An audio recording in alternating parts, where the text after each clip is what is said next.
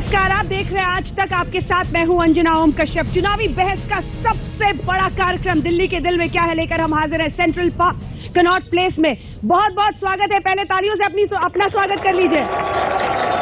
बड़े बड़े शहंशाहों ने दिल्ली के लिए ताकत की जंग लड़ी है, लेकिन जिस लड़ाई का आगाज आज नरेंद्र मोदी ने किया है वो किस तरफ जाएगा कहना मुश्किल है, लेकिन दिल्ली के दिल को परखने की कोशिश तो हम करते ही है हर शनिवार, और इसी कड़ी में हम पहुंच गए सेंट्रल पार्क कनॉट प्लेस। सबसे पहले आपका परिचय 3 खास मेहमानों से करते हैं जो हमारे साथ इस चर्चा में शामिल होंगे। हारून यूसुफ साहब का तालियों के साथ स्वागत कीजिए। कांग्रेस पार्टी के वरिष्ठ नेता सुधांशु त्रिवेदी जी भारतीय जनता पार्टी के राष्ट्रीय प्रवक्ता हमारे साथ पक्ष रखेंगे, और गोपाल राय जी आम आदमी पार्टी के नेता पक्ष रखेंगे। कुछ बुनियादी सवालों से शुरुआत कर लें तो सबसे पहला सवाल यही कि रामलीला मैदान में आज आप में से कितने लोग गए थे? हाथ उठाइए। हाँ ठीक है, आराम से आप गए थे, हमें पता चल गया है। आप में से कितने लोगों ने उनको टीवी पे सुना है मोदी साहब को? तो बहुत कम लोग दिख रहे हैं। आप में से कितने लोग आम आदमी पार्टी के कार्यकर्ता हैं ईमानदारी से? चलिए वो भी दिख रहा है। कम से कम ईमानदारी से आप बता रहे हैं कि आम आदमी पार्टी के कार्यकर्ता हैं। लेकिन सबसे पहले सुधांशु त्रिवेदी जी आपके पास आते हुए मेरा पहला सवाल आपसे यही, ऐसा क्या कहा है आज नरेंद्र मोदी ने जिसकी वजह से दिल्ली की जनता उनके साथ चलने को तैयार हो जाएगी? क्योंकि आज नाम लिए बिना वो सबसे ज्यादा प्रहार करते नजर आए अरविंद केजरीवाल पर।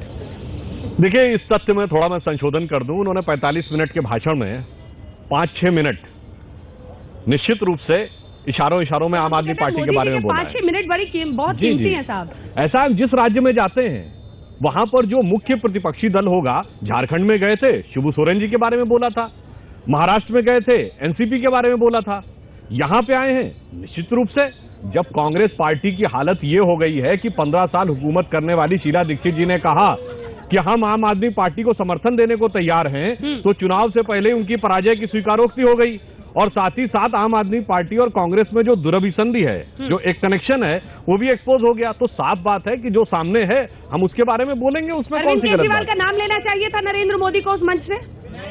नहीं, जरूरत नहीं थी। मतलब ज्यादा लोग यहाँ पर यही मानते हैं कि जरूरत नहीं थी। तो फिर हाँ, क्या कह रहे थे? समझदार के लिए इशारा काफी है। इशारा कर दिया नरेंद्र मोदी? बिल्कुल। क्या कहा उन्होंने? जो कहा था कि जो धरना करना चाहते हैं उनको धरना ही करने दीजिए, क्योंकि धरना से देश नहीं चलता है, करने से चलता है, धरने से नहीं। गोपाल राय साहब जवाब दीजिए। 7 हफ्ते हमने काम किया और भ्रष्टाचार मुक्त दिल्ली बनाया। हाँ। नरेंद्र मोदी जी को आज बोलना चाहिए था 7 महीने में हमने देश को भ्रष्टाचार मिटाया। हाँ। 7 हफ्ते में भ्रष्टाचार मिटाया एक टेलर है। 5 साल में पूरे दिल्ली को भ्रष्टाचार मुक्त राज्य बनाएंगे। कह रहा है सपने में, इधर से कोई कह रहा है सपने में। वो भ्रष्टाचार मिटा दिया। बुलेट ट्रेन वालों को सपने में ही दिखाई देता है। नहीं, भ्रष्टाचार मिटा दिया कह रहे हैं आप गोपाल राय? दिल्ली में आदर्श हिंदुस्तान, आदर्श दिल्ली में भ्रष्टाचार हमने मिटाया है। हाँ। 49 दिन में। 5 साल को भ्रष्टाचार दिल्ली बनाने के लिए हाँ। दिल्ली हमारे साथ खड़ी हो रही है। बिजली का दाम आधा करने के लिए दिल्ली हमारे साथ खड़ी हो रही है। 20,000 लीटर मुफ्त पानी के लिए दिल्ली हमारे साथ खड़ी हो रही है। महिलाओं की सुरक्षा के लिए दिल्ली हमारे साथ खड़ी हो रही है। 5 साल में दिल्ली में 55,000 नौजवानों को रोजगार देने के लिए दिल्ली हमारे साथ कर रही है। जो हमने कहा वो हमने किया। एक छोटा सा सवाल पूछ लूं, हाँ या ना में जवाब दीजिएगा। अगर सरकार फिर से बनती आम आदमी पार्टी की, धरना करेंगे? हाँ या ना? हाँ या ना?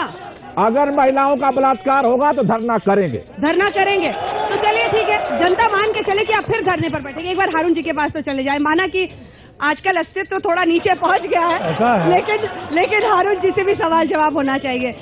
ऐसा है मैदान में जिक्र तक करने की जरूरत नहीं समझी मोदी जी, ये हालत हो गई है कि कुछ लोग जो हैं वो सत्ता में आने के बाद हाँ। ऐसा गुमान हो गया है जैसे वो हमेशा सत्ता ही में रहे।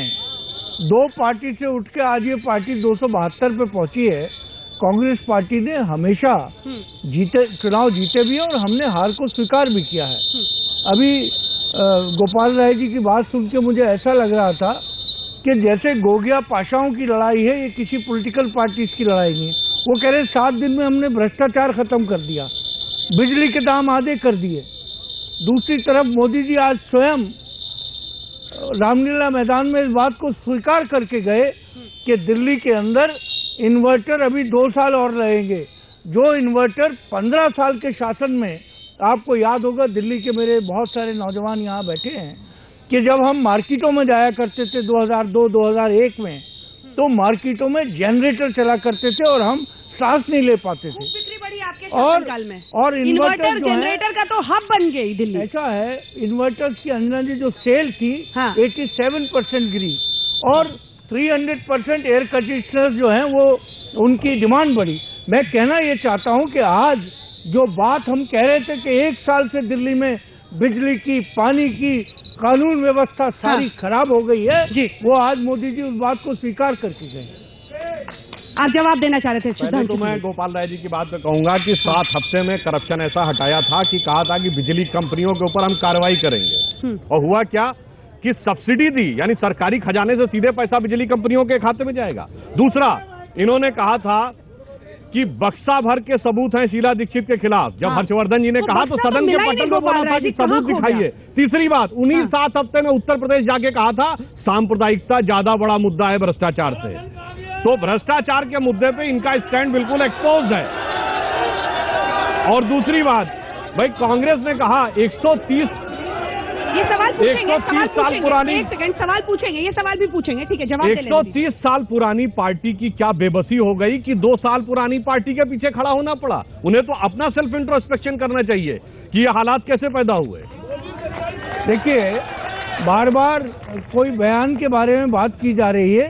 कांग्रेस ने बड़ी स्पष्टता से इस बात को कहा है कि अगर किसी व्यक्ति ने इस तरह का बयान दिया है, किसी नेता ने दिया है, तो वो कांग्रेस की बयान नहीं है। और जहां तक आम आदमी पार्टी का ताल्लुक है, तो राहुल गांधी को हमने समर्थन दिया था, साल भर पहले आप कर चुके हैं, हमने समर्थन दिया था। और समर्थन देने के बाद अगर आगे समर्थन देना होता तो ये चुनाव नहीं हो रहे होते। सांप्रदायिक शक्तियों को रोकने के लिए आप समर्थन देंगे अभी, हो सकता है ये चुनाव के बाद। ऐसा है सुधांशु जी, अगर यही करना होता तो दिल्ली में चुनाव नहीं हो रहे होते। गोपाल, आपने भी बड़ी कोशिश की है। सवाल आया और हम सुधांशु जी का, लेकिन उससे पहले जरा बता दीजिए वो जो बक्सा था शीला दीक्षित के खिलाफ सबूतों का, वो कहाँ छिपा दिया? 3 बात। पहली बात, इन्होंने कहा सब्सिडी बिजली पे नहीं दी जानी चाहिए, केवल रिलायंस के अंबानी साहब को दी जानी चाहिए। दूसरी बात, उन्हीं कंपनी में जा रहा था सारा पैसा आपकी सरकार के खजाने से। सुधांशु जी आप शांत रहे। दूसरी बात, बक्सा कहाँ गया? सवाल सुना कि नहीं? सुन लो, बक्सा का सवाल का जवाब दीजिए। मैं आ तो रहा हूँ। मेरे सवाल के जवाब शीला दीक्षित के खिलाफ अरविंद केजरीवाल ने FIR किया। अंबानी के घोटाले के खिलाफ अरविंद केजरीवाल ने FIR किया। दिल्ली सबूत का वादा था। FIR और आरोप तो बहुत लग रहे हैं। FIR जन लोकपाल आएगा और शीला दीक्षित को तिहाड़ पहुंचाएगा। जन लोकपाल आएगा 5 साल की सरकार बन रही है, सबूत जन लोकपाल लेकर आएगा। सवाल पूछना चाहते हैं, चलिए सवाल। मैडम, मेरा सवाल ये है, पिछले विधानसभा चुनाव में नरेंद्र मोदी ने ये कहा था कि कांग्रेस की राज में रेप बहुत हो रहे हैं। इनकी सरकार को 6 महीने हो चुके हैं, अब रेप क्यों नहीं बंद हो रहे, बताइए। तो आप ही की सरकार चल रही है दिल्ली में। देखिए, हमारी सरकार अपनी तरफ से प्रयास निश्चित रूप से कर रही है, परंतु एक मिनट, जब इलेक्टेड गवर्नमेंट होती है तो जिस ढंग से गवर्नमेंट चलती है उस प्रकार की व्यवस्था, जब आपकी केयर टेकर व्यवस्था होती है, इलेक्टेड हाथ में नहीं चल रहे हैं, अभी बता दो, अनुसार बात होती है। पुलिस तो अभी आपके हाथ में है। क्या हुआ? हमें जाते धरना देते हो, महिलाओं का बलात्कार हो, धरना ना दे, घर में बैठे रहे। पहली बार अरे आपके मंत्री तो सीधे आपके मंत्रियों को तो राष्ट्रीय महिला आयोग नहीं, अंतर्राष्ट्रीय स्तर तक से लताड़ अरे हम कह रहे हैं करने का प्रयास किया। उनको अमेरिका भेज दो, महिलाओं की सुरक्षा के लिए लड़े। मैं कह रहा हूँ इसलिए सही है।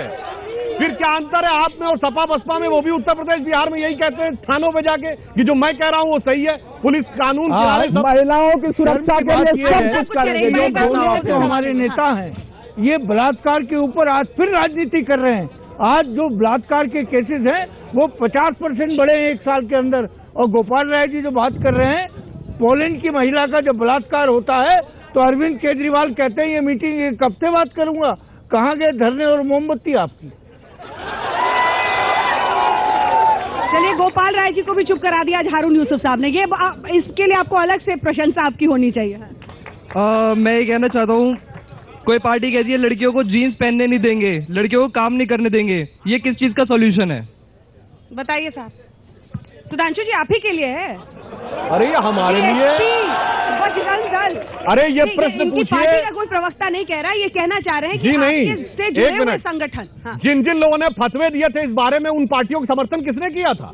हम नहीं समर्थन कर रहे हैं।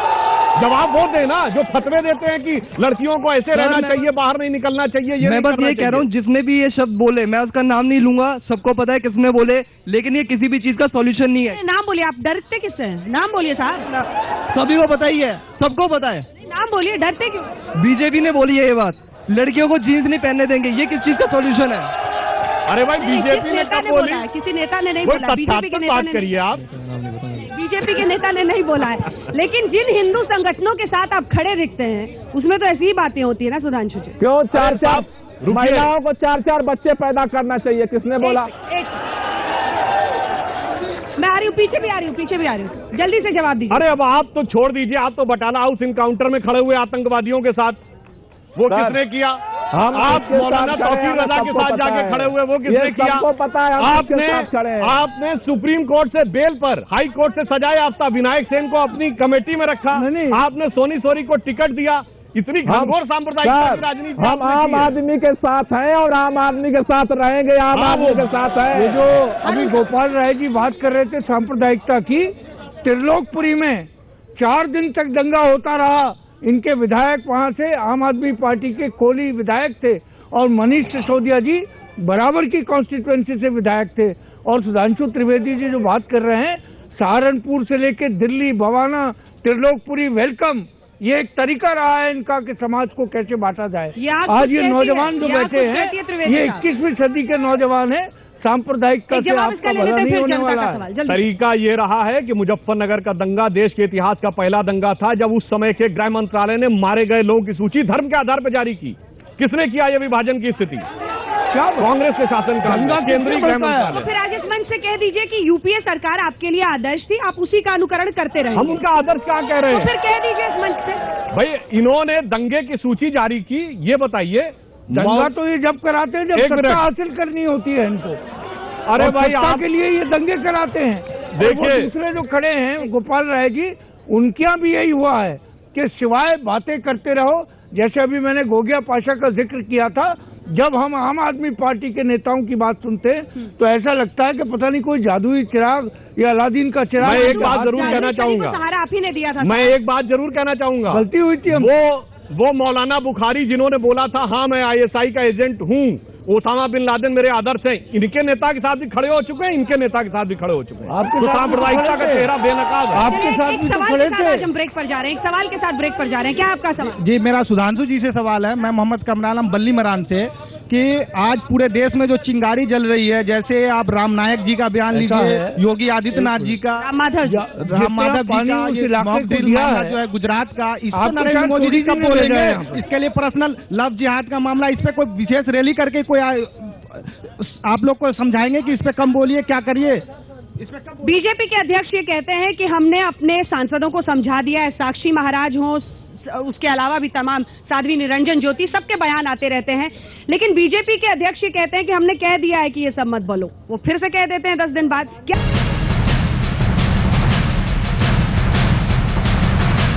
आज मौसम का तापमान लगातार जरूर ठंड में गिर रहा हो, लेकिन जो हवाएं रामलीला मैदान से निकली हैं वो तापमान को ऊपर चढ़ा रही है, क्योंकि नरेंद्र मोदी ने दिल्ली के चुनावी दंगल का कम से कम आगाज कर दिया है। सभी लोग यहाँ पर मौजूद हैं जो बहुत सारे सवाल करना चाहते हैं। कुछ लोगों के सवाल ले लेते हैं। हाथ बहुत आराम से प्लीज, आराम से। मेरा सवाल बीजेपी से है सर। आज मिस्टर PM ने कहा कि 2022 तक सारे रिक्शे गरीब वालों को घर मिल जाएगा। रियलिटी में आप बाहर जाके देखेंगे, आज भी वो इतने ठंडे में यहाँ पे सामने सो रहे हैं। क्या उनके अच्छे दिन 2022 तक आएंगे? देखिए, एक बात मैं आपसे कहना चाहूंगा, 125 करोड़ के देश में यदि एक शुरुआत हुई है और आपको लग रहा है कि 2022 बहुत दूर है, तो प्रश्न उनसे पूछिए 67 साल में 61 साल शासन करने के बाद यह हालत किसकी रही है? जहां तक 6 साल के शासनकाल में भी चलिए ठीक है, कुछ और। अरे भाई 400 और 2/3 3/4 बहुमत के साथ सरकारें चलाई हैं, 40 साल अनइंटरप्टेड शासन किया। सर मेरा सवाल आपसे है कि 15वीं लोकसभा